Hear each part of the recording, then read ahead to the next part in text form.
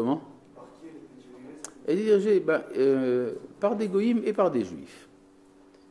Il y avait des juifs, il y avait des goïms, qui en tout cas développaient ce genre de choses. Ça continue d'ailleurs un peu de nos jours, c'est beaucoup plus faible qu'avant, mais ça a existé. Et on voit par exemple dans la Torah, quand il est question de Amalek, quel est l'endroit où Amalek apparaît? Il apparaît après un questionnement.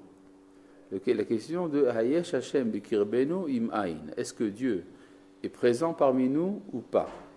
C'est ce genre. Et juste après ça, il est dit Vayavo Amalek. Et alors Amalek est venu. Donc il y aurait un rapport peut-être entre la question de la présence de Dieu sur terre et la possibilité d'Amalek. Mais ça ne veut pas dire qu'Amalek est une punition de ça. C'est-à-dire qu'Amalek s'introduit par là-bas. Mais la raison de la Shoah n'est pas le péché. Alors, on pourrait dire, comme certains l'ont dit, que la Shoah, en fait, c'est un mystère. Un mystère. Ça ne veut rien dire. Enfin, non, pas que ça ne veut rien dire. Ça veut dire quelque chose, mais on ne sait pas.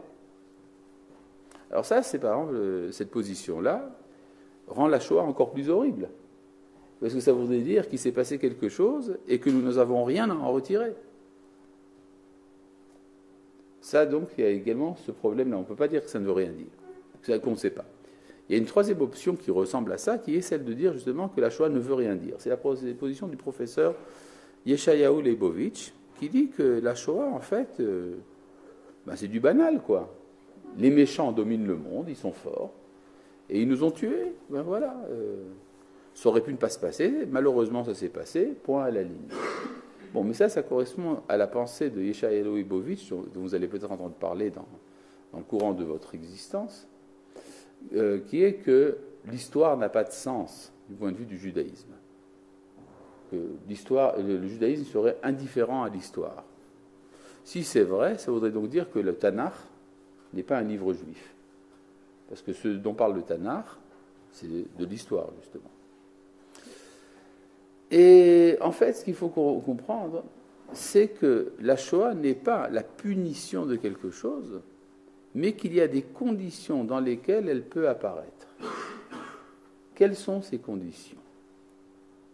Oui, qu'est-ce qu'il y a? Absolument pas. Absolument pas. D'ailleurs, ce n'est pas une question que je vous pose, c'est une question que je pose pour pouvoir y répondre. C'est un style, c'est une formule de style. Vous savez ce qu'on appelle la question comme préalable à une réponse. Donc, je m'en fiche pas mal de ce que vous voudriez me répondre maintenant. Et maintenant, je vais vous dire ce que moi, je voudrais vous dire à ce propos. Et comme c'est moi qui ai le micro, j'exploite ma position. Donc, quelles sont les circonstances historiques qui permettent ce genre de choses? C'est important de le savoir, parce qu'il faut être préparé à chaque fois que ce genre de situation apparaît.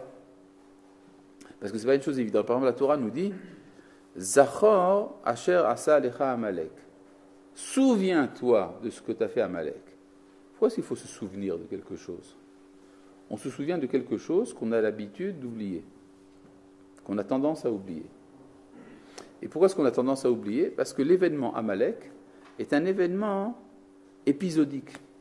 Ce n'est pas une permanence de l'histoire. Toujours il y a de l'antisémitisme, ça on sait. Mais Amalek, c'est quelque chose de très particulier et ça apparaît à certains moments seulement. Et donc il faut comprendre quelles sont les conditions.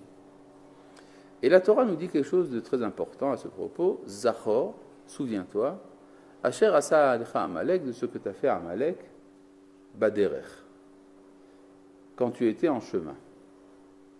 Ça veut donc dire que la catégorie de confrontation à Amalek est possible quand on est en chemin. C'est quoi être en chemin? Eh bien, le chemin en question dont on parle dans la Torah, c'était Baderech Betsetrem et Mitzrayim, lorsque tu étais en chemin, lorsque vous sortiez d'Égypte, pour vous rendre où? En Eretz Israël. En fait, il y a trois positions possibles. Soit d'être en Égypte, soit d'être à Jérusalem, soit d'être en chemin. Quand on est en Égypte, Amalek ne peut rien nous faire. Parce que nous sommes protégés par le Pharaon. Il y a un pacte de la galoute qui fait que, il y a de l'esclavage, de l'asservissement, mais il n'y a pas d'extermination. Le pharaon ne va quand même pas supprimer ses forces économiques. Il a plusieurs millions d'Hébreux qui travaillent pour lui, il ne va quand même pas les massacrer. Et si quelqu'un essaye d'entrer en Égypte pour le faire, eh bien il va voir ce qu'il va voir. C'est-à-dire que Amalek ne peut pas s'attaquer à l'Égypte. Nous sommes protégés par le pharaon. C'est comme quelqu'un qui est malade. Quand quelqu'un est malade, il est protégé. Tout le monde fait attention, d'ailleurs il ne va pas au travail, il y a les infirmières, il y a les médecins, il y a la perfusion. Tout le monde sait très bien, et puis il ne faut pas le déranger, hein, attention, doucement, visite, tout ça. Comment ça va mon petit, tout ça. Bon, donc, c'est-à-dire il y a une sorte de protection naturelle de la personne malade, et au niveau collectif, il y a une protection de la galoute pour le peuple d'Israël.